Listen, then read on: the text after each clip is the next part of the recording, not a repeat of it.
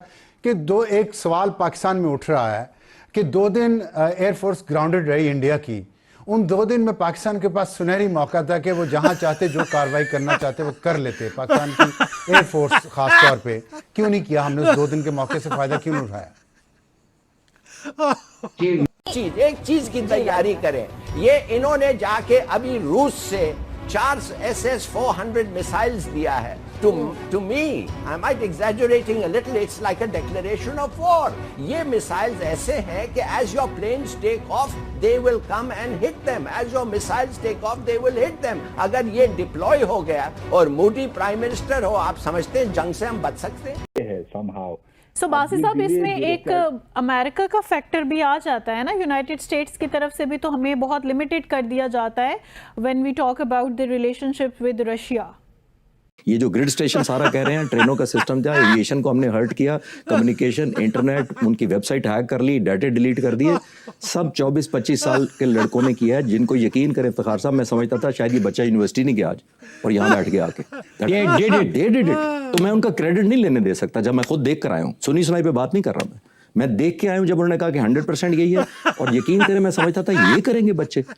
And then जब apply हुआ है, जब मुझे पता लगा ग्रिड स्टेशन में अभी ह्यूमैनिटेरियन ग्राउंड पे छोड़ा गया, इन चीज़ों को वापस खोल दिया गया ताकि जहाज ना टकरा जाए, ट्रेनें ना टकरा जाए, बूढ़े बच्चे और बीमार हॉस्पिटल से इफेक्ट ना हो जाए बिजली से, सिर्फ मैसेज देना था। That was a war culmination strategy का जो मैं अर्ज कर रहा था, जिसको नरेंद्र मोदी ने कल खुद आके सेलिब्रेट किया। अच्छा, अब देखें how to verify the information, थोड़ा सा मसला तो रहता है। अब आपको पता है S-400 का एडवांटेज ये है कि ये 400 से 600 किलोमीटर तक इंटरसेप्ट कर सकता है टारगेट को। लेकिन एट द सेम पॉइंट अगर ये भी देखें कि पाकिस्तान का मौक़िफ़ ये था कि हमने S-400 को हिट किया है, this is what Pakistan is saying.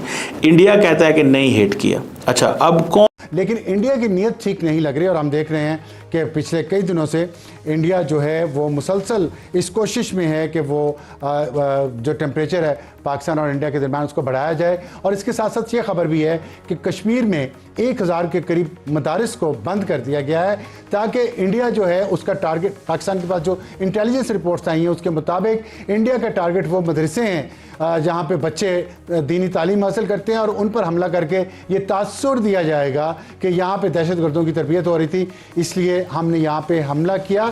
और इसके साथ साथ खैबर पख्तूनख्वा में होगा कि S-400 सिस्टम जो है उसको, मिसाइल सिस्टम जो है उसको रशिया से लिया। आई थिंक $5.4 बिलियन का ये सिस्टम था और इंडिया ने दोबारा रिक्वेस्ट की है रशिया को कि ये सिस्टम दिया जाए।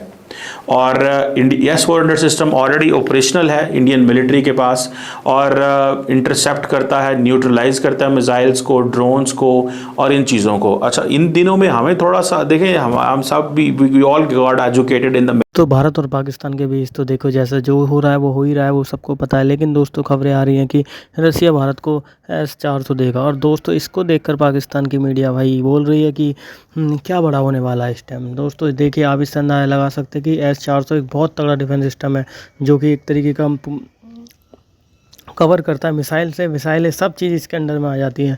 और दोस्तों एक चीज़ मैं आपको बता देना चाहता हूँ कि पाकिस्तान की जो कोशिश चल रही है ये रशिया के साथ भी चल रही है कि इनको भी ये रशिया ये वाला सिस्टम दे दे। लेकिन दोस्तों ऐसा नहीं होने वाला है क्योंकि रशिया जानता है कि अगर उन्होंने दिया तो ये पाकिस्तान वाले इन्हीं पर अटैक करेंगे। और दोस्तों रशिया हमेशा भारत का दोस्त भी रहा है। और दोस्तों इस तरीके से मान लीजिए रसिया S-400 जो देगा तो पाकिस्तान वाले भाई जल उठे हैं, चिकलस रही है इनकी और बोल रहे हैं कि भाई ये अभी तो इन्होंने युद्ध भी ख़त्म करे फिर ख़रीद ली इन्होंने। दोस्तों इस तरीके की इनकी बातें चल रही हैं और बड़ी बड़ी बातें तो करते ही हैं ये लोग। तो दोस्तों आगे देखते हैं पाकिस्तान की मीडिया का वीडियो में रिएक्शन क्या रहा है। सारी स्टेट्स को मजबूर किया है इसने, इस टेक्नोलॉजी ने। ये बेसिकली आपको पता है कि Almas centre design bureau of Russia जो है उन्होंने ये डेवलप किया। और दूसरा ये है कि ये इंगेज कर सकता है, एयरक्राफ्ट्स को इंगेज कर सकता है, UAVs जो होती हैं, जो अनमैन्ड एरियल व्हीकल्स हैं, क्रूज मिसाइल हैं, बैलिस्टिक मिसाइल हैं और इसकी कैपेसिटी बड़ी ज़बरदस्त है।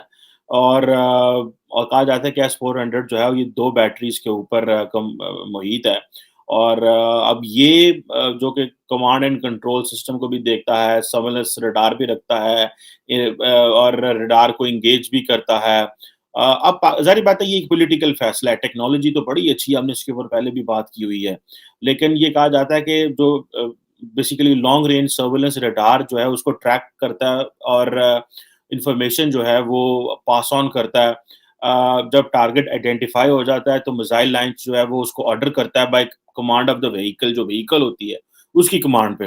और दूसरी बात ये है कि ये जो है ये जो मिसाइल है ये गाइड करता है टारगेट की तरफ से, और फिर एंगेजमेंट भी रहती है रडार के साथ। मतलब ये बड़ा टेक्निकल किस्म की चीज़ है। इंडिया ने आपको पता है S-400 ले लिया। अब पाकिस्तान के यहाँ पे सवाल इमर्ज होना शुरू हो गया है कि पायन ए इंडिया जो है उसके हाथ से तो मिसाइल छूट गया, ठीक है जी। अब क्या पाकिस्तान इस मिसाइल सिस्टम को खरीद सकता है? ठीक है जी, ये है सवाल। इंडिया ने तो मेरा ख्याल है अगर 4 वो जो ली हैं बैटरीज़, या 4 मिसाइल सिस्टम उन्होंने लिए हैं, और उन्होंने तो लगा दिए पाकिस्तान के बॉर्डर के ऊपर, कुछ 2 बैटरीज़ और 2 जो हैं वो उन्होंने लगा दी चाइना के LAC के ऊपर।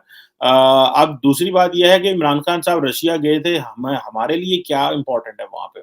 क्या हमारे लिए रशिया इसलिए इम्पोर्टेंट है कि इमरान खान साहब हमारी फॉरेन पॉलिसी डायरेक्शन बदलने गए हैं? ये जो अभी वाकया हुआ है 6 ट्रिलियन रुपीस का बजट है, जो कि अभी जून के एंड तक आ जाएगा। तो बेसिकली देखिए, ये जो एक EFF एक्सटेंडेड फंड फैसिलिटी है, ये उन मुल्कों को दी जाती है जो कि माशी तौर पे बहुत एक क्रिटिकल एक सूरत हाल का शिकार हों। तो पाकिस्तान के लिए ये $7 बिलियन की ये फैसिलिटी इन्होंने अप्रूव की थी, और वो हमें मुख्तलिफ किस्तों में मिलती रही। तो अभी रिसेंटली हमें $1 बिलियन जो है वो उसमें मिला है, 1.3 बिलियन टू बी प्रिसाइज। तो अब यूं है जी कि इसमें अप्रूव तो ये हो गया, उनके एग्जीक्यूटिव बोर्ड ने अप्रूव कर दिया, लेकिन अब उन्होंने बहुत सी शराइत भी रख दी हैं, कोई 11 के करीब शराइत हैं, और कुल कोई 50 शराइत हैं जिनको के हमने मानना है। तो उनमें से काफ़ी सारी शराइत हम मान चुके हैं, और अभी इस वक्त जो है वो 11 मज़ीद शराइत उन्होंने आयद कर दी हैं जिनको पूरा करना ज़रूरी है। तो अब इसमें यह है कि बहुत सी चीज़ें हैं इसमें। मिसाल के तौर पे उन्होंने एक तो कहा है कि पार्लियामेंट्री अप्रूवल होगी, यानी जो भी शराइत हैं उनको मनवाने के लिए, मतलब जो भी आपकी तरफ से कंडीशनैलिटीज़ हैं उनको आपकी जो पार्लियामेंट है वो ओवरसाइट करेगी, वो अप्रूव करेगी। उसके बाद फिर डेट सर्विसिंग जो है उस पे जो सरचार्ज है वो बढ़ा दिया जाएगा।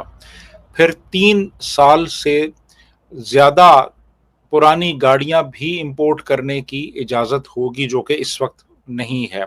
एग्रीकल्चर इनकम टैक्स उन्होंने कहा है जी ये भी आयद करें। फिर उन्होंने कहा है जी कि आपकी जो गवर्नेंस है ना वो सही नहीं है, तो गवर्नेंस। पाकिस्तान की मीडिया का कहना है कि दोस्तों कि भारत पाकिस्तान को समझ लो युद्ध में गुस्सा दिलाना चाह रहा है, इस तरीके का गर्माहट रखना चाहता है।